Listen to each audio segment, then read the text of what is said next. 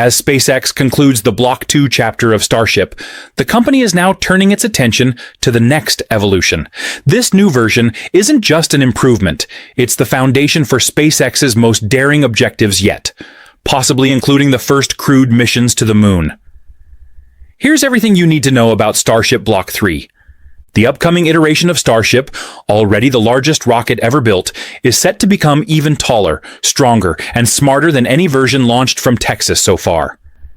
That's the story Elon Musk and SpaceX executives are telling as they prepare to close out the company's second major design phase. The outgoing Block 2 Starship ended its run with a near cinematic finale. Its final test launch from Starbase, SpaceX's enormous complex near the US-Mexico border, marked the company's fifth Starship flight of 2025, and its second consecutive success after a string of 3 fiery explosions earlier in the year. But the spotlight now moves to what's next, the upgraded Starship that SpaceX says will be stronger, more efficient, and capable of carrying more than ever before. So, what exactly makes a rocket powerful? In rocketry, power usually depends on 3 things: the thrust the engines produce, the total mass it can lift to orbit, and how effectively it can reuse or stage its components. Thrust is the raw force that launches a rocket skyward. Starship's super heavy booster, powered by 33 Raptor engines, generates about 72 meganewtons, roughly 16 million pounds of thrust. That's over double the power of NASA's Saturn V, the rocket that once carried Apollo astronauts to the moon. For comparison, NASA's new Space Launch System, or SLS, produces about 39 meganewtons, or 8.8 million pounds of thrust, while the Saturn V peaked around 34 meganewtons, or 7.6 million pounds. Payload capacity is just as vital, since it determines how much the rocket can actually haul into space. In its reusable form, Starship is designed to lift up to 100 metric tons to low Earth orbit, or as much as 200 tons if flown expendably. That would surpass the Saturn V's record of 140 tons, and even NASA's SLS, which manages between 95 and 105 tons. According to the latest details from SpaceX, the current Starship Block 2 can place around 35 tons into orbit. But the upcoming Block 3, the one SpaceX calls a true game changer, is engineered to hit that 100-ton milestone. So, how does SpaceX plan to achieve such a leap in performance? While the outside of the Starship upper stage might look familiar, the new Block 3 is a complete rebuild under the skin. During Flight 11, SpaceX spokesperson Dan Hewitt revealed that this next version will stand about 5 feet, or 1.5 meters, taller than the previous one. We're also getting energy storage upgrades, tons of avionics changes, and a lot of things that will enable longer duration missions, Hewitt explained. One of the most eye-catching additions is the new docking adapter mounted to the outside of the ship. These twin ports resemble the ones featured on SpaceX's orbital refueling concept pages. And that's exactly their purpose, allowing 2 starships to link up in orbit and transfer propellant. This capability is essential for lunar and deep space missions. Even though Starship is enormous and carries a vast amount of fuel, most of it is spent escaping Earth's gravity. Orbital refueling makes it possible to travel the remaining 400,000 kilometers, or roughly 4 million meters, to the moon, and even farther to Mars. But the upgrades don't stop there.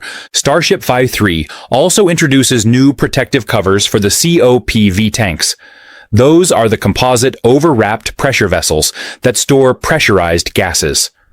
Although COPVs are extremely strong and lightweight, they can still be damaged during handling.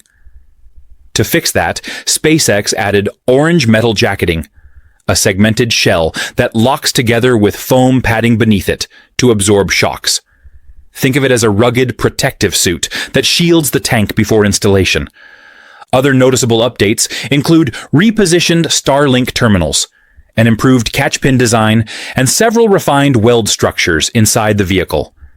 The new docking ports for orbital refueling are now clearly visible, and the heat shield features a smoother, tapered edge along its perimeter. Interestingly, Starship no longer includes traditional lift points. It now depends entirely on its catchpin and stabilizer interfaces for lifting and transport. Now, the Super Heavy booster for Block 3 is on a different level altogether. Standing at 72.3 meters tall, loaded with 3,650 tons of propellant, it can deliver a staggering 8,240 metric tons of thrust at liftoff. Starting from the top, the hot staging ring is no longer a separate component. It's built directly into the booster itself, featuring an open truss-like structure reminiscent of classic Russian designs. The grid fins also received a major overhaul. They're now 50% larger, made of thicker, higher-strength stainless steel, and feature a fully welded construction. But the most impressive change is that the fins now have built-in catch points. These let Mechazilla's arms grab, lift, and catch the booster directly. Unlike Block 2, which used separate catch pins below the fins, the new setup integrates everything right into the fin assembly. It's a sleeker, more compact design that will make recoveries quicker and more precise. You'll also notice there are now 3 grid fins instead of 4. That's not a cost-saving measure. It's a result of what SpaceX has learned from 11 Starship test flights. They found that the booster doesn't need 4 fins to maintain perfect pitch control and stability. With just 3, it still has all the maneuverability it needs, while shedding unnecessary weight and complexity. Inside the Block 3 booster, things get even more interesting. There's a completely redesigned fuel transfer tube, and it's massive. Roughly the size of an entire Falcon 9 first stage, this enormous pipe feeds cryogenic fuel from Super Heavy's main tank to all 33 Raptor engines. One of the biggest improvements is that the new design lets all 33 engines ignite at the same time. In older versions, ignition had to be staggered to prevent overloads, but now simultaneous startup provides smoother thrust, fewer ignition problems, and a more stable liftoff. This enhancement also improves the booster's flip maneuver during descent, giving it better fuel flow and control. SpaceX expects faster, cleaner flips and more precise landings, perfectly matching those larger grid fins and the new integrated catch system. Both stages, the Starship upper stage and the Super Heavy booster, are being upgraded to use the brand new Raptor 3 engines. Unlike earlier models, Raptor 3 doesn't rely on a separate external heat shield. Previously, you could see the engine nozzles exposed, while the thrust chambers and turbopumps sat behind firewalls. That layout has been completely reimagined. With Raptor 3, the cooling system is built directly into the engine. Integrated cooling channels snake through the thrust chamber, turbopump, and nearly every critical part. That means no extra shielding. The engine now cools and protects itself. From the outside, it looks cleaner and more streamlined than ever, but internally, it's far more advanced. Those intricate cooling passages not only manage heat, but also strengthen the engine structure and improve efficiency. There's a trade-off, though, because Raptor 3 engines are now fully exposed during descent. They take the full impact of the plasma and heat generated on re-entry. That's why any delicate or unnecessary external parts, anything that could burn away or fail, have been eliminated. It's a leaner, tougher setup built to withstand the harshest moments of flight. Performance-wise, Raptor 3 is an absolute monster. Each engine produces around 280 tons of thrust at sea level, with a specific impulse of 350 seconds, and weighs about 1,525 kilograms, or roughly 1,720 when you include all the hardware mounted to the vehicle. But SpaceX isn't stopping there. According to Elon Musk, the team's next goal is to push each engine to 300 tons of thrust. That would give a fully loaded Super Heavy, with 33 Raptors, an incredible 10,000 tons of total thrust at liftoff. As SpaceX transitions to Starship version 3, the company is also upgrading its launch sites to match. Construction is ramping up at Pad 1 in Starbase, while upcoming missions shift over to Pad 2 to keep launches on schedule during the rebuild. The first major step was dismantling the original Mechazilla Tower, the massive launch structure with its giant chopstick arms used to lift and catch boosters and ships. Crews have already removed the old arms and the long cable system that raised and lowered them. The new Mechazilla design will borrow ideas from Pad 2, with shorter, faster-moving arms and extended stabilizers for better alignment and control during catches. Looking ahead, SpaceX's plans for Starbase include expanding southward to build a new flame trench at Pad 1 and installing a larger deluge tank farm. Eventually, that could mean replacing the current water cooling system with a more powerful version, similar to Pad 2's setup, to handle the immense sound and heat of Starship launches. Beyond Texas, SpaceX is pouring resources into Florida's Space Coast. The company plans to operate dual Starship pads, with upgrades underway at Launch Complex 39A and possible work at LC 49 if that site is greenlit. Meanwhile, the Roberts Road facility nearby, SpaceX's hub for production and integration, is being expanded to boost Starship manufacturing and turnaround capacity. These changes aren't just cosmetic. They're essential for the airline-like launch cadence SpaceX envisions. Supporting orbital refueling and deploying heavier, higher-bandwidth Starlink satellites will demand robust ground systems, high-capacity water suppression, rapid shipyard operations, and flight software capable of processing massive data streams to fine-tune engine, restarts, guidance, and thermal protection. Starship version 3 isn't just a visual refresh. It's purpose-built for orbital rendezvous, docking, and the transfer of super-chilled methane and oxygen.